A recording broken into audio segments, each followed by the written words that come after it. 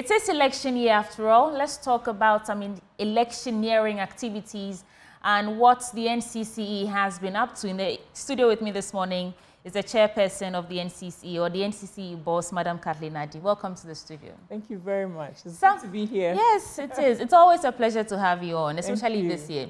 Something I picked from the conversation you had with Benjamin, I think a few months ago, that politicians think in 4 years. It just stuck with me because I think that's the reality we face now. Reality, yes. So in this 4th year for them that they're thinking, and we're seeing a lot of campaigning activities, what is the NCCE up to in terms of election this year? Okay, all right. Thank you very much.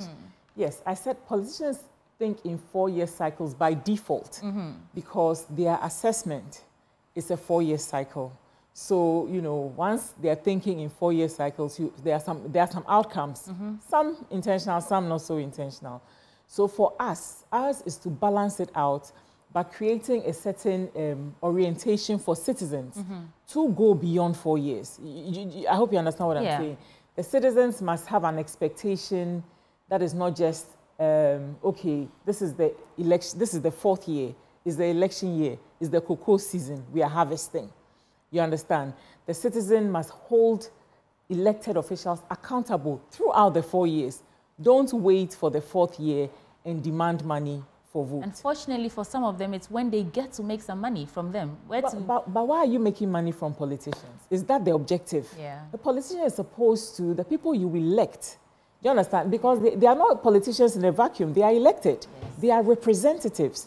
So you've elected them. Part of the job is to hold them accountable over the period and not wait for the 4th year and say, that's how I get money from them. You see, it's just it's an orientation thing. It's not because one is bad or the citizens are bad, but there's a certain mindset, I think, deficit because we need to understand that when you elect people today, from today, you are part of the system that holds them accountable right up until the 4th year when you get to, they get to showcase what they've done and they get to make a case for another 4 years, or they get to showcase what they can do for another 4 years. So that's where that thinking is from. So they think in 4-year cycles because they are assessed in that way. So it's not, I mean, you know, it's kind of normal. We, the citizens, must think beyond. We should not wait for 4 years to do the assessment. We must, the accountability element of being a good citizen must start from day one. The day you elect somebody to represent you, that is the day you begin to actively hold the person accountable and make sure that they deliver for you what they promised up until the 4th year. Then you get a chance to choose again. So this orientation, I believe that's where the engagement for civic education clubs in senior high school come in. Tell me briefly what this is really about and what gave rise to it. Okay, thank you very much. So the NCCE has different ways of working because the objective is to ensure that we engage with Ghanaian citizens wherever we find them. And majority of Ghanaians, young people, a lot of them are in schools. Now, there's a whole conversation about why the school curriculums don't have inbuilt civic education, active inbuilt civic education, but it's not a conversation that we can start and finish today. And frankly, we must be able to do, I am a strong believer in doing the best we can with what we have. So fortunately, the Commission has had a culture of building civic education clubs in schools across the country. And these are powerful tools because the club members are a channel through which we engage the other people in the school. When they hold their activities, other people participate. When they have their debates, their quizzes, other people participate. And so the Civic Education Club is an important part of the work that we do as NCCE. Currently, we have at least 5,000 clubs across the country and counting in secondary schools and in tertiary institutions as well. 5,000 combined or 5,000 each? You said you have about 5,000 clubs in both tertiary and senior high schools. Yes, across the country. All right. What we are doing now is to reactivating the clubs because when COVID happened, like a lot of things, because the school calendar changed and then at the same time there was the free SHS that affected the way, there were changes. So it was not, running the clubs were a bit challenging. And then of course there were all the protocols about, you know, this and that. So a lot of the clubs sort of faded out a bit. Okay. We are revamping we are reviving the clubs. And last Saturday, the Commission, together with the European Union, under the Women and Youth Democracy Project, organized an engagement with civic education club members in 10 senior high schools. Yes. Tell me a bit about that. It wasn't an engagement, it was a civic festival. It was fabulous. It was really great. And so in terms of reviving the clubs, for me, the starting point was last year, December. In December last year, we revived one of the most vibrant, iconic clubs in the University of Ghana that had been down for a couple of years due to all the things I spoke about. And for me, that was the launch pad. This year, through the Civic Festival, we have reactivated 10 civic education clubs in the schools in the Greater Accra region. So there were 10 schools there. Please, if I forget to... Yes, I know there's Presec, Legon, Achimota Senior High School, Accra Academy, Laboni Senior High School, Accra Girls, St. Mary Senior High School, Accra High School, St. Thomas Aquinas, Forces Senior High School, and Odogono Senior High School. And it was what? And a blend of education and entertainment. And you call it a festival. It's a festival because as communicators, as development communicators, as people who do public education, we know that the best way to learn is not necessarily through looking at what you need to do in a book. That must be reinforced by things you see, things that stimulate you in different ways. So there's visual, there's action, there's thought processes, there's conversations, there's debate, all of those things. So this particular event for our 10 civic education clubs had components of all of these things. So first there was an art competition. So they were all asked to produce artwork. And the artwork and all the activities were based on the 4 thematic areas of education that NCCE is undertaking this year. So money in politics is one, religious tolerance is one, misinformation and fake news is the third one, and then the fourth one is violence and intemperate language in the election season. So all the activities were around these themes. And I wish that we had more time to actually look, because first we were asked to, each school was asked to produce an artwork that was a reflection of one of these themes. And you should have seen them. Because so then these young people have to sit down and think, which theme resonates with me? Which theme do I... And those are some of the pictures we see on our screens now. Quite so they and then they presented their pictures and indicated what the meaning was, why they picked those colors, you know, what the pictures mean, and that what looks like a drama. Were they enacting the play? Yes. So after we did the art, then each school had a performance. Some was drama, right? A short play. Some schools, there was poetry. Oh, that's my nice picture. That's a nice picture. There was poetry, recitals. There was also dance. You should have seen. And even the dance was supposed to reflect the themes. So in the dancing, you see maybe depicting, you know, violence, or depicting living in peace, or depicting citizenship and all of that. I just miss my high school days watching this. I was very active in debate clubs. I remember the one debate I won, not alone, my debate club. And it was nationalization of one Ghanaian language holds the key to Ghana's quest for development. And it was such a powerful moment for us. And it was an NCCE debate. I love that testimony, so that people don't think I'm here making up stories. I'm actually I can testify to that. So is that the message for this year, for the youth? These 4 angles. Money, violence, misinformation and fake news, and religious tolerance. Is that the message for how the youth can participate in this year's election and ensure that we are being free and fair? Is that the message from the youth? It's a message for all Ghanaians. These, like I said, these thematic areas is the basis for all our public engagements and civic engagements this year. our actual theme for the year is that together we can build Ghana, so get involved. That is our theme for the year. So that was also an area where, as a school, you could choose to base your artwork and you know, and things around. So, so it's not just for young people, but of course, in this context, it was young people, you know, demonstrating their understanding of these things, because it's also important through the plays, and there was a session, a pick and explain session, whereby, I mean, it was not rehearsed. Okay. So they will come and pick a statement from a basket and explain it the way they understand it. And you can tell that through the preparation for these things, with the themes and having to think through, they have gained an understanding of, you know, the implications or the consequences of these negative things crawling into. A lot of the pictures, by the way, were about money in politics and the negative effects on that. And that kind of surprised me, because I didn't think that that is what will grab their attention. What was the highlight of it? What was the core underlining thing or theme or idea that ran through these enactments in terms of money in politics? Is it that politicians give money to buy votes? Yes. What was it? It was about vote buying and its impacts on society. And how when people come and buy your votes, when you sell a vote, you are doing something that has a negative impact on your own future, you know. So that was the theme. And for some reason, because we did not insist that you do this or you do that, we just gave them the themes and asked them to pick.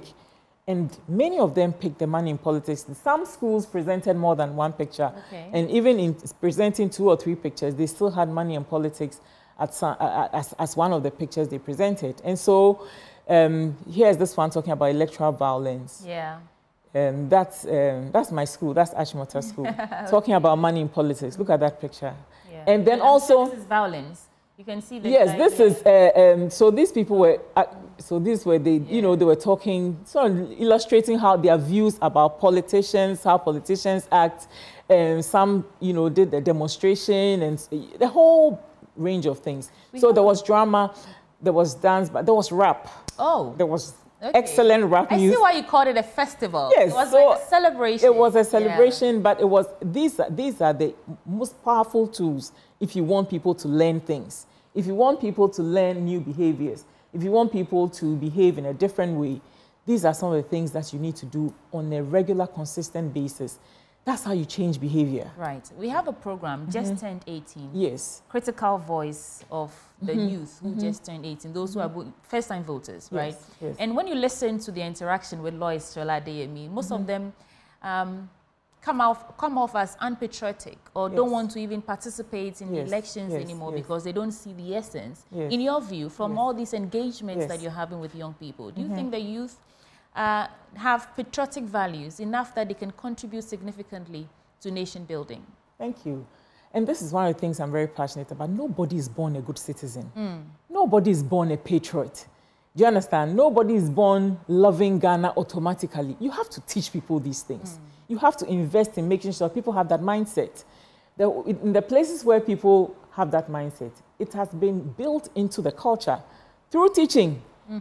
It's very simple. If you move away from that and you try and do it in any other way, you will always come back to it. You must teach people how to be the citizens that you want.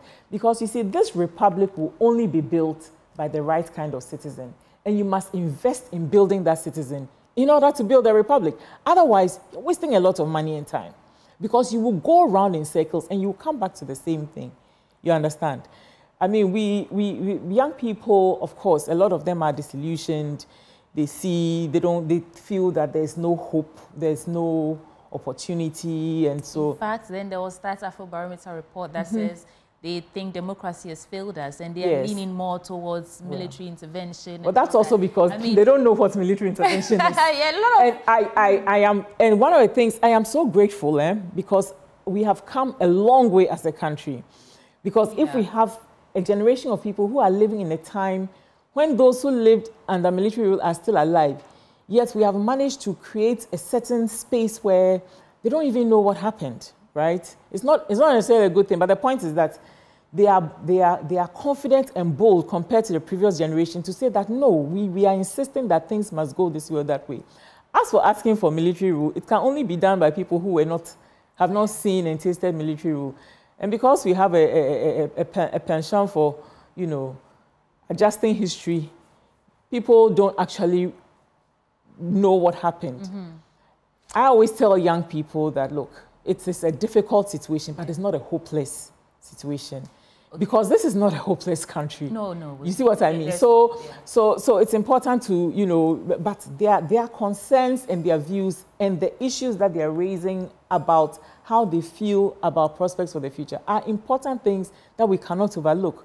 At the same time, it's also important that we invest in building the right mindset so that they will also be catalysts for change, you know, because the other thing is that democracy doesn't happen to you. You know, and the fruits of democracy don't just fall on your lap. And it is not promised anywhere that democracy is easy. It's not promised that it's once you declare democracy, everything will be fine. We all have to play the active roles defined. Okay, it's like a game. You set the rules and you all play.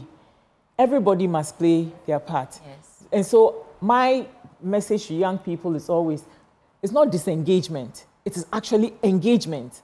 You know, engage in the system. There are systems for holding leaders accountable. Use them. Go to your assembly.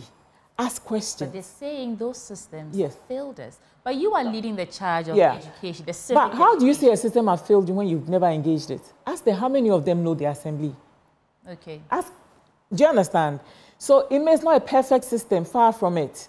I mean, it's not a perfect system. But let us use what we have. It's like always saying that we need new laws for this and that when we have existing laws that we have not even tested. Yeah. It's the same sort of model. So let's use what we have now, even as we strive, you understand, to do better things, to challenge ourselves more, to, you know, demand greater accountability. Let's use the systems that we have today. You are leading this charge, education, young people. In fact, not just young people, all of Ghanaians, us Ghanaians. Yes. How are they receiving the message, especially this year? Just 4 or 5 months, 4 months to election. Right. How are they receiving these messages? Do you think that from your engagement, yes. they are hopeful that indeed a time will come when our woes will be turned around, these systems will work, the laws will be implemented, and then Ghana will be better for us all? What's it going to take for that? How is that going to happen? We are in an election year, out there, given the opportunity to elect representatives and leaders. So how are we using the opportunity? How are we using the opportunity? Young people from the bulk of this year, there are, I think, almost 1 million new voters. Yes. Almost 1 million. Yeah. All of them, Nearly. most of them are young. We have 70% of the population under the age of 35. So they really have the power, you know. They really have the power, and it will be great to see. They can actually tip the scales. They can. It really boils down to them, you know. So it's about recognizing that power and using it properly, you know, and not falling into the same trap of the very things that you are complaining against, money in politics. Do you see what I mean? Yeah. Or following people for flashy cars or for flex or for swag or those things. They have the opportunity now. It's never been like this. They have the opportunity now to actually go out there and bring us something. Yes, right. Yes. Let's talk about our politicians and political parties. Of course, there are 2 major political parties right now. There's that bold solutions for the future from the camp of the NPP and trying to break the 8. Then there's the NDC saying building the Ghana we want. You've seen them touring around, promising a lot of things for change and all that. And of course, there's also from the minority side, there's Alliance for Revolutionary Change, and they are promising a great transformational plan and so on and so forth. But in the middle of all this, politicians are waxing lyrical, making certain utterances, intemperate language being used. There's been attempts by the National Peace Council to call both parties to have a conversation. That has failed. Both of them didn't attend. How is the NCA receiving all this? NCCE, beg your pardon, yes. Receiving all this, observing this, and what's yes. your plan to mediate, if I should say that? Well, because you know something, let me tell you something. Yeah. It is the citizens who have the power. We always forget that. It is the citizens who have the power. Politicians don't just show up. We elect them. I keep saying we elect them. And we have the power to elect who we want. You see what I mean?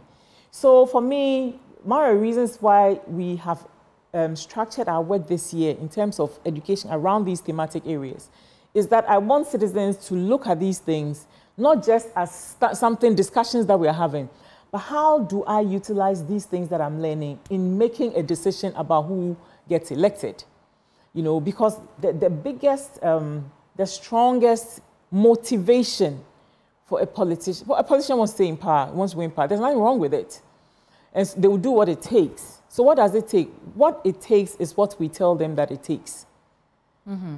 No politician, knowing very well, for instance, that this group of people don't like this particular thing, will go there and talk about only that thing. And do you understand? There's a certain logical framework to all of this. So we also have to do our part to ensure that we punish them for things we don't like, and we reward them for the things that we actually like. You see, but the climate where we are right now, with all these political parties and politicians trying to convince us to vote for them, we can only exhibit or exercise our power and franchise when 7th December coming. We actually go how far is 4 that? months. Now, a lot can happen in that 4 months. In terms of how to moderate, regulate their language and the way they go about their campaign activities. So let's organize ourselves and tell them that we don't like that. Right. We have so many ways of organizing ourselves. We have our faith-based institutions. We have other organizations. We have organizations. We have traditional rulers. Right. We have institutions of state. Let's organize ourselves and tell them we do not appreciate this. And we are not saying it because it's an institutional, but the people have told us to tell you, we don't like this, and we will punish you for this. Yes. We really need to. The power lies with the people. The power really lies with the people. We have to really recognize that. And you've been doing some other engagements as well, meeting with media, political consultation visits, public education at markets. I see some pictures. Yes. But give me a wrap of what these other engagements are. All right. And we are grateful that you're showing the pictures for us, because the thing is that NCCE is a decentralized organization. I always tell people that if you don't see me on Joy, it doesn't mean the work is not going on. If you don't see me on Joy, it doesn't mean that, yes, we are paying visits to some of the political parties. Right. This was APC. We have reactivated our civic education IPDCs, which is the inter-party dialogue committees. You know, these are committees, district-based committees that are made up of representatives from both political parties at the district level. Sometimes when things are happening at the national level, it's very heated, all that. A lot of work goes on the ground. So we have the IPDCs, inter-party dialogue committees. So you see this gentleman, that's our staff. See how he has caught the attention of these young people. This is the kind of work that NCC is doing on a daily basis. It's not glamorous work, so you won't see it. But you're working. But it's going on. It's not optimal. Let me not even, you know, it's not optimal at all, right? But the work is always going on. You understand? You understand? Also at radio stations, I see. Across the country, all the time. Every week we are out there. This was an engagement with the Ghana Compact that is also trying to put a new compact together for the leaders when they come into power, so that, you know, they have another layer of guidance and accountability to the people. So the IPDCs have been activated. They include the representatives of political parties at the local level, traditional rulers, faith-based institutions, security. And what they do is that they solve problems that emerge at the local level. So you will never hear that there was a big problem over somebody pasting poster over somebody in some community somewhere. You will hear it if it happens in the city, right? So at that point, instead of waiting... Do these still happen? Do the issues like these still come up? Of course.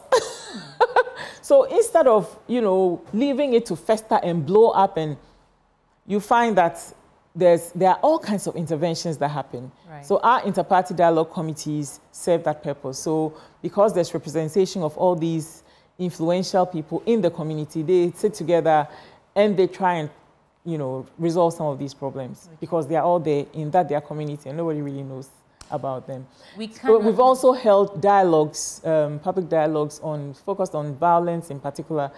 And one of our major concerns as an institution is the threat that we're facing as a country, or external forces infiltrating our country and creating the problems that we are seeing in other countries in the sub-region. As you know, these disturbances in those countries are not just, it's not just happening, you know, there are actually powerful forces at play, violent extremists, global forces, global conflict and shifting of power is playing out on the continent as well. And so we have to take that into consideration. Our country, we are not unique. In fact, Ghana is the prize when it comes to these things. There's no country that would not want in this West Africa to have control here. And there's no agenda that will not be accelerated if Ghana is part of it, you know. So we are actually quite more vulnerable this year than most election years, because in the past we haven't had this problem with the external threat, right? But now we do. And so we've had these public dialogues, particularly in the north, where that's the front line of infiltration, particularly violent extremists. There again, we're working in communities, local level, teaching people how to recognize the threat, because that whole scenario is very different from Accra life. It is. It's very different. Sometimes when you live in Accra, you think everything you see here is plush and beautiful, and it's the same everywhere else, but it's really not only that. When you live in Accra, you think that the issues that grab your attention, that the media agenda setting issue here is relevant to everywhere in the country. Sometimes it's not. Yes, and then also when you live out there, for instance, on our borders, right? We sit here in Accra and we think that the border is a line that, most borders run through communities. Most of the border runs through communities. There's nothing visible to... And in those communities, the people live their lives.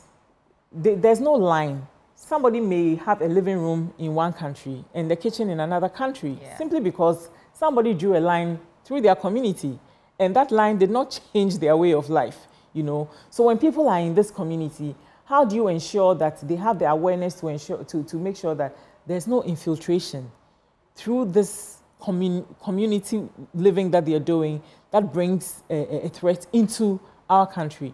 So we are holding these public dialogues around those issues. There's a lot of work going on.